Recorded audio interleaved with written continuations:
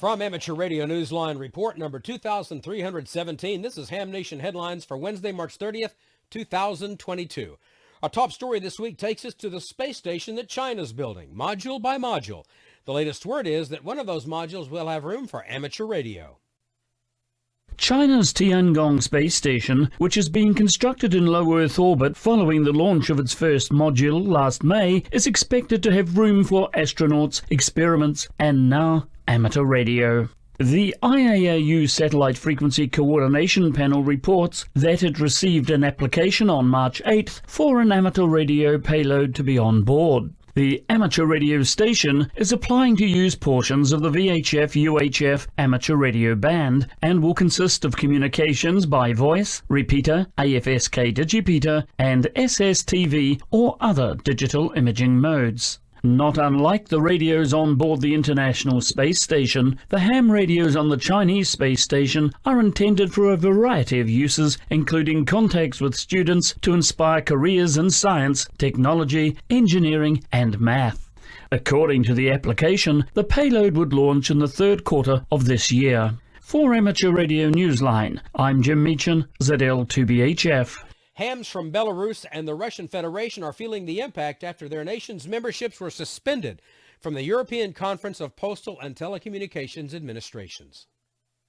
The European Conference of Postal and Telecommunications Administrations has indefinitely suspended the membership of Belarus and the Russian Federation in a sweeping action that has an impact on amateur radio operators. An agreement within the conference, known as CEPT, grants amateur radio privileges to qualifying hams travelling between signatory countries without the need to obtain additional permits or licences. The CEPT was formed to foster cooperation among its member nations with regards to postal and electronic communications. The suspension, which comes in the wake of Russia's invasion of Ukraine, took effect on the 18th of March. The Russian Federation joined CEPT in 1994. Belarus became a member in 2003. For Amateur Radio Newsline, I'm Ed Durant, DD5LP. As we saw last week with an extremely rare EF3 tornado ripping through parts of New Orleans, weather preparedness is a priority everywhere, and as hams, we can get involved.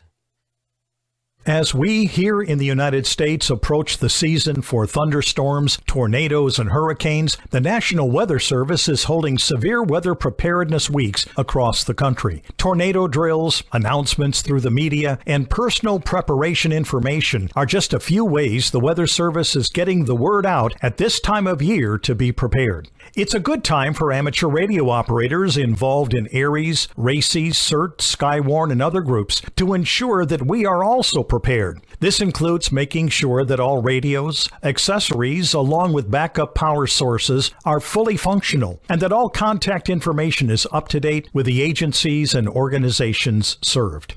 Christopher Strong, warning coordination meteorologist for the Baltimore, Washington, D.C. Weather Forecast Office, told Amateur Radio Newsline that hams can play a big part in being weather aware by knowing what threats are possible. Hams should have a plan if extreme weather occurs. Strong said that during an event, operators are important as they actively gather impact data from their community and get that information back to the National Weather Service, which improves the accuracy of the notifications being issued. Over the years, the motto, "When all else fails, amateur radio," has proven true in many situations. This is not only due to amateur operators' readiness to serve, but our willingness to be prepared. For more information, go to weather.gov and click on Spring Preparedness. For Amateur Radio Newsline, I'm Randy Sly, W4XJ.